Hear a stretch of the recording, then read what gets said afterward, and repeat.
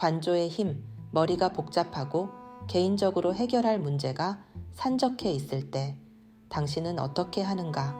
그 정답을 찾기 위해 부단히 노력할 것이다.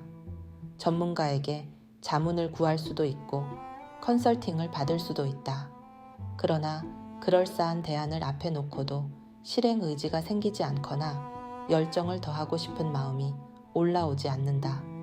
왜 그럴까? 자신의 마음과 연결된 대안이 아니기 때문이다. 생각해보라. 살아오면서 어떤 행동 변화를 시작할 때 무엇이 당신을 움직이게 했는가?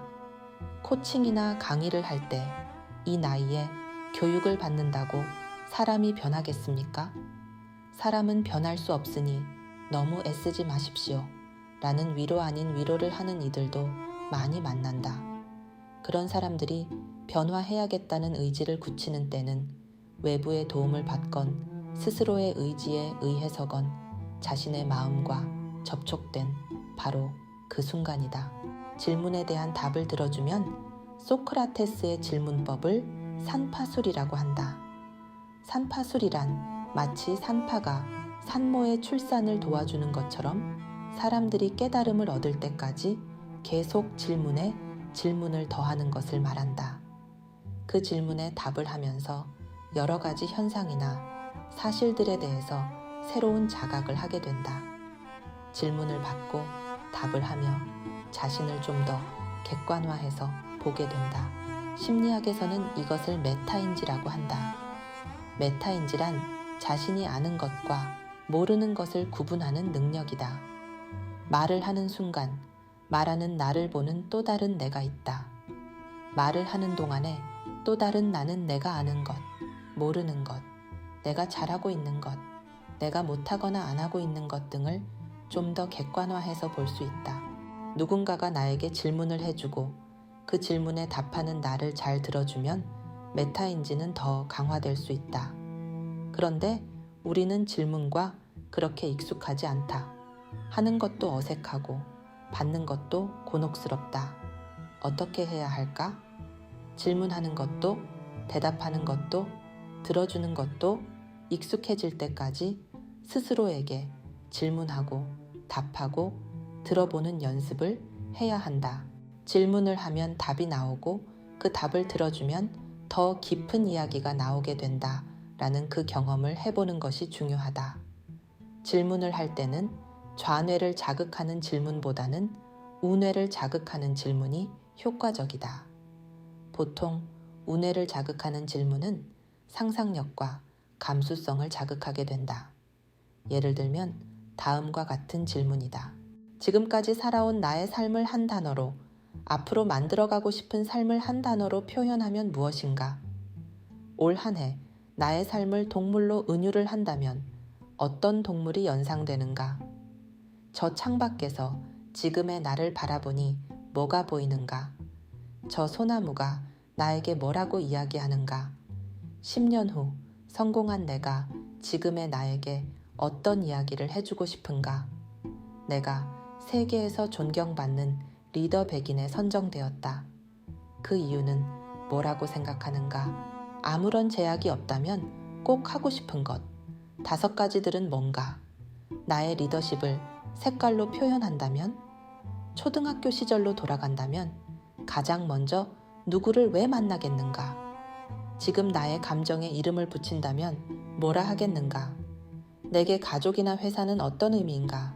A그룹의 건설소장 K는 임원 승진을 앞두고 난관에 봉착해 있다.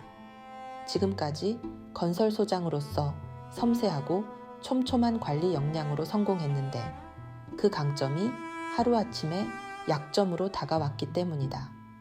현장 실무 관리에 너무 집중한다는 점, 모든 것을 다 점검하고 가르치고 해결하려는 점, 큰 그림이나 미래를 잘 보지 못한다는 점 등이 약점으로 되돌아왔다.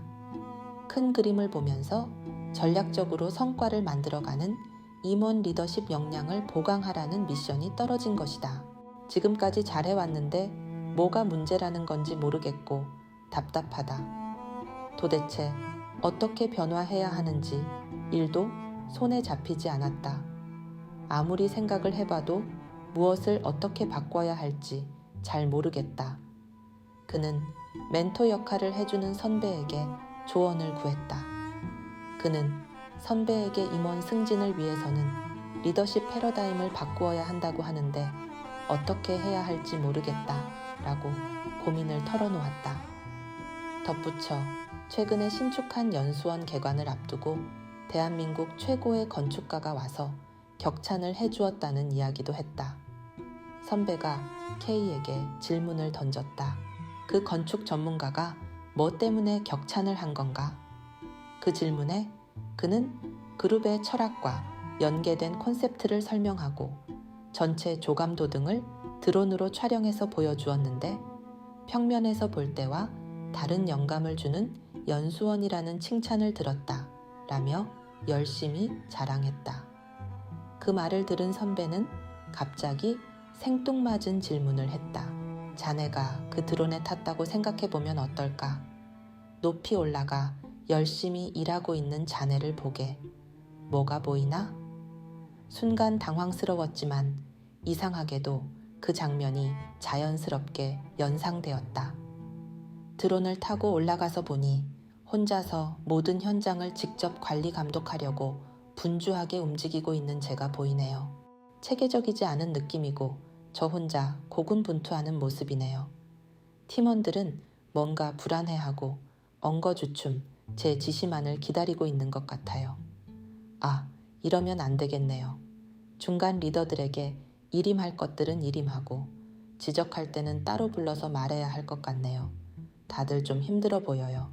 K는 선배의 질문에 답을 하면서 많은 것들이 스치고 지나가는 것을 느꼈다. 지상에서는 시야의 한계로 보이지 않던 것들이 높이 올라가면 갈수록 폭넓게 보였다. 자신의 리더십이 무엇 때문에 도전을 받고 있는지, 왜 리더십의 패러다임 전환을 하라는 미션이 떨어졌는지 알 것 같았다. 이제는 변화해야 하는 시점이라는 것도 자연스럽게 성찰하게 되었다. 그동안 혼자서 고민했던 이슈가 짧은 시간에 명쾌하게 정리된 이유가 뭘까? 관점 전환 때문이다. 지금 내 위치에서 바라보면 보이는 것만 보일 뿐 객관적으로 관찰하는 데는 한계가 있을 수밖에 없다. 높은 위치에서 나를 내려다보면서 생각지도 못한 것이 단숨에 정리되었다. 관졸한 고요한 마음으로 사물이나 현상을 관찰하는 것을 말한다. 저 위에서 내려다본 당신은 어떤 모습인가? 우주가 당신에게 어떤 이야기를 하는가? 존경하는 롤 모델은 당신에게 어떤 이야기를 할까? 20년 후 성공한 당신이 지금의 당신에게 뭐라 할까? 저 의자에 앉아있는 당신에게 어떤 응원을 하고 싶은가? 같은 질문으로 나 자신을 관조해보자. 지금 앉아있는 위치에서는 절대 찾을 수 없는 기적과 같은 나를 만나게 될 것이다.